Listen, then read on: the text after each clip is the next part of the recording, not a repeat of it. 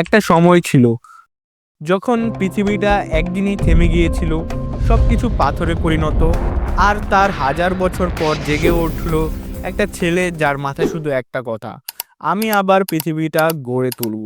এই ছেলেটার নাম স্যাংকু ইশিগান। তো ডক্টর স্টোন শুধু একটা সায়েন্স ফিকশন না, এটা একটা রিবার্থ অফ সিভিলাইজেশনের গল্প।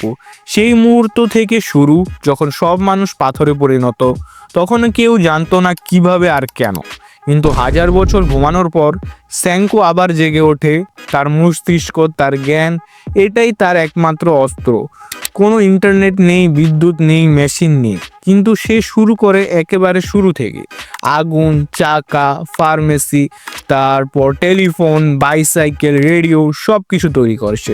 ডক্টর স্টোন আমাদের শেখায় মানুষ যখন চায় তখন পাহাড়কেও নাড়িয়ে দিতে পারে। স্যাংকো কখনো বলে না আমি পারবো না, তার বিশ্বাস ছিল সায়েন্স দিয়ে সব সম্ভব। সুকাসা এর মতো একজন শত্রু ছিল, যে কিনা অ্যাকচুয়ালি তার ফ্রেন্ডই ছিল, বাট একটা কারণে তার শত্রুতা হয়। অ্যাকচুয়ালি সুকাসা চায় যে শুধু শক্তিশালীরা বাঁচুক, কিন্তু স্যাংকু চায় সবার জন্য এক নতুন পৃথিবী। এখানে যুদ্ধ হয় জোরের নাম, হয় মস্তিষ্ক আর নৈতিকতা দিয়ে। সো গাইজ, ডক্টর স্টোন একটা মেসেজ দেয়: তুমি একা হলেও তুমি যদি জানো তুমি কি করছো, তবে তুমি পারবে। সো আমি এটাই বলবো যে এই অ্যানিমেটা শুধু দেখার জন্য না, এটা অনুভব করার জন্য। যারা চায় কিছু ডিপ, কিছু inspiring, doctor stone is a must watch. So আজকে এই ভিডিওটা ছোটোই ছিল, অ্যান্ড এরপর দেখা হবে কোনো নতুন অ্যানিমে রিভিউ নিয়ে। And till then, boss out.